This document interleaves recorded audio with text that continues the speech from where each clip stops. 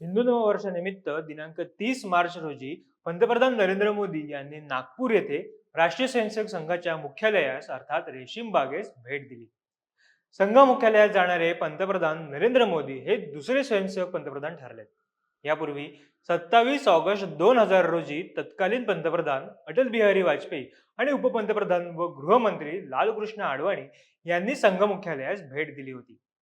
पंतप्रधान नरेंद्र मोदी यांच्या रेशीम बागेतील दौऱ्यादरम्यान सरसंघचालक डॉक्टर मोहनजी भागवत, अखिल भारतीय कार्यकारिणी सदस्य भैयाजी जोशी, मुख्यमंत्री देवेंद्र फडणवीस आणि केंद्रीय मंत्री नितीन गडकरी हे देखील सोबत होते. पंतप्रधान मोदी पंतप्रधानपदी निवडून आल्यानंतर पहिल्यांदाच स्मृती मंदिरास ते भेट देणार होते. त्यामुळे अनेकांचे त्यांच्या नागपूर दौऱ्याकडेच लक्ष होतं. यापूर्वी अयोध्येत श्रीराम मंदिराच्या प्राणप्रतिष्ठेच्या निमित्ताने पंतप्रधान नरेंद्र मोदी आणि सरसंघचालक डॉक्टर मोहनजी भागवत हे एकत्र दिसले होते. त्यानंतर मोदींची रेशीम बागेतील भेट आणि माधव नेत्रालय प्रीमियम सेंटरच्या शिलान्यासाच्या निमित्ताने ते पुन्हा एकदा एका जाहीर कार्यक्रमात एकत्र दिसून आले. पंतप्रधान मोदींनी रेशीमबाग येथे संघ संस्थापक आद्य सरसंघचालक परमपूजनीय डॉक्टर केशव बळीराम हेडगेवार यांच्या स्मृतीस्थळास भेट दिली. डॉक्टरांना पुष्प अर्पण करून त्यांना आदरांजली वाहिली. अनेक मान्यवर मंडळी या स्मृतीस्थळास भेट देताना यापूर्वी आपण पाहिलंय.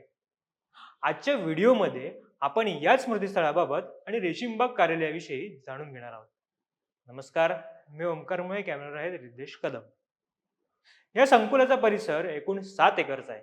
परमपूजनीय डॉक्टर हेडगेवारांनी 1933 मध्ये त्यातली 2.2 एकर जमीन ही त्या काळात खरेदी केली होती.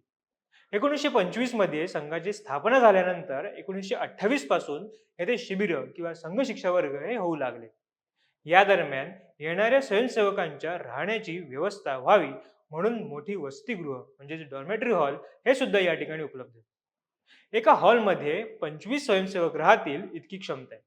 एकूण 1300 जणांची राहण्याची व्यवस्था ही रेशीमबाग कार्यालयात आहे. आता लोक म्हटल्यावर लेक्चर हॉल सुद्धा तितकाच भव्य हवा.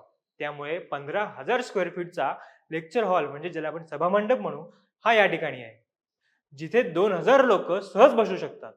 त्याचप्रमाणे खुर्च्यांची व्यवस्था केल्यास 1400 खुर्च्या इथे लावता येतील. याच सभामंडपाच्या खालती तेवढ्याच आकाराचा हा भोजन कक्ष आहे, जिथे 1200 लोक एकत्र बसून जेवू शकतात. संघाव्यतिरिक्त अनेक सामाजिक संस्थाही त्यांच्या कार्यक्रमासाठी किंवा बैठकांसाठी या संकुलाचा वापर करतात. बुद्धिबळ स्पर्धा असो, योग शिबिरे, प्रवचने आणि इतर संस्थांच्या संघटनात्मक बैठका येथे सुरू असतात. वर्षाच्या 52 आठवड्यांपैकी सुमारे 40 ते 42 आठवडे याच गोष्टींसाठी येथे चालतात.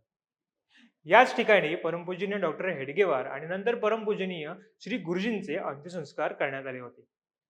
इथे असलेले स्मृती मंदिर हे 1962 मध्ये बांधण्यात आले. नंतर स्मृती भवनाच्या जागी 1965 मध्ये एक मजली इमारत बांधण्यात आली. त्यानंतर 1978 मध्ये पांडुरंग भवनाचे काम हे पूर्ण झाले. 1983 मध्ये माधव भवन बांधण्यात आलं. 1965 मध्ये यादव भवन बांधण्यात आलं. 2002 मध्ये पुढे यादव भवनाचा विस्तारही करण्यात आला. 1940 मध्ये डॉक्टरांच्या निधनानंतर याच ठिकाणी त्यांच्यावर अंत्यसंस्कार करण्यात आले. 1940 नंतर या ठिकाणी एक छोटासा चौथरा होता आणि त्यावर तुळशी वृंदावन उभारलं होतं. 1957 मध्ये संघाने निर्णय घेतला की या ठिकाणी काहीतरी बांधलं पाहिजे आणि म्हणून मग 1957 मध्ये डॉक्टर हेडगेवार स्मारक समितीची नोंदणी झाली. ही 2.2 एकरची जमीन याच ट्रस्टला देण्यात आली होती. त्यानंतर ट्रस्टने काही जमीन खरेदी केली आणि या स्मृती मंदिराचे काम नोव्हेंबर 1960 मध्ये सुरू झालं. जानेवारी 1962 मध्ये ते पूर्णही झालं. त्याचे उद्घाटन एप्रिल 1962 मध्ये करण्यात आलं. तेव्हा या स्मृती मंदिराशिवाय दुसरं काहीही आजूबाजूला नव्हतं. डॉक्टर हेडगेवारांचा हा पुतळा कांस्य धातूचा आहे. मुंबईचे शिल्पकार नानासाहेब गोरेगावकर यांनी हा पुतळा तयार केलाय. 1962 पासून त्यावर ब्लॅक मेटॅलिक पेंट दिला जातो. ऑक्सिडायझेशनमुळे कांस्य धातू काळा पडल्यामुळे हा ब्लॅक मेटॅलिक पेंट दिला जातो. जेव्हा हे स्मृती मंदिर बांधलं जात होतं तेव्हा त्याचे शिल्पकार बाळासाहेब दीक्षित, जे पुण्यातील कार्यकर्ता होते, त्यांनी गुरुजींना सांगितलं की मी वास्तुविशारद आहे, पण मी घरांचीच रचना करतो. त्यावर गुरुजींनी त्यांना 3 गोष्टी सांगितल्या. सर्वप्रथम, हे स्मृती मंदिर एका मंदिरासमान असलं पाहिजे आणि त्याचं स्वरूप हे रथासारखं असावं. त्याच्या खाली 6 एलिव्हेटेड स्ट्रक्चर आहेत, जे रथाच्या 6 घोड्यांचे प्रतिकात्मक रूप दर्शवतं. दुसरी गोष्ट म्हणजे इथे जितकी कमानं असतील ती 3 धनुष्यांचा संच आहे. म्हणजेच धनुष्याची प्रत्यंचा जेव्हा आपण ताणतो, तेव्हा बाणाचा बाणाग्र हा धनुष्याला लागलेला असतो. असे धनुष्य म्हणजे कुठल्याही कार्यासाठी सोडलेला तो बाण आपल्या गंतव्यस्थानापर्यंत पोहोचेल.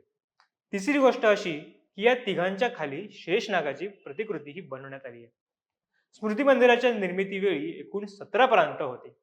या स्मृती मंदिरासाठी एक शिळा आपल्या प्रांतातून जावी अशी या 17 प्रांतांची इच्छा होती. पण ते शक्य झाले नाही. त्यामुळे 17 प्रांतांतून 17 छोट्या फरशा घेऊन या ठिकाणी एक स्वस्तिक तयार करण्यात आले. परमपूजनीय श्री गुरुजींचे अंत्यसंस्कारही याच ठिकाणी झाले. 33 वर्ष ते संघाचे सरसंघचालक होते. त्यांनी एकूण 3 पत्र लिहिली. त्यांनी लिहिलेल्या पहिल्या पत्रात बाळासाहेब देवरस हे पुढील सरसंघचालक असतील याचा उल्लेख होता. दुसरं पत्र हे समाजातील प्रबुद्ध व्यक्ती आणि संतांसाठी होतं. तिसरं पत्र होतं हे स्वयंसेवकांसाठी.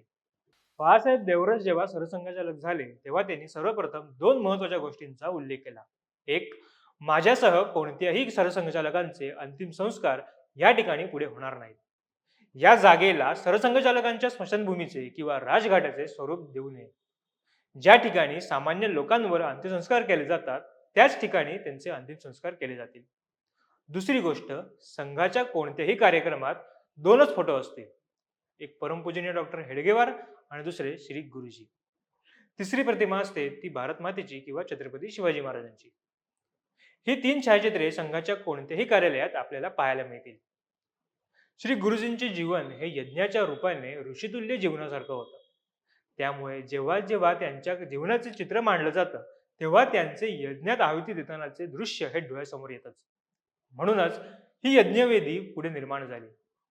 त्यामुळे रेशीम बागेचा हा परिसर प्रत्येक स्वयंसेवकासाठी एक पवित्र ठिकाण आहे. व्हिडिओ कसा वाटला हे आम्हाला कमेंटमधून नक्की कळवा.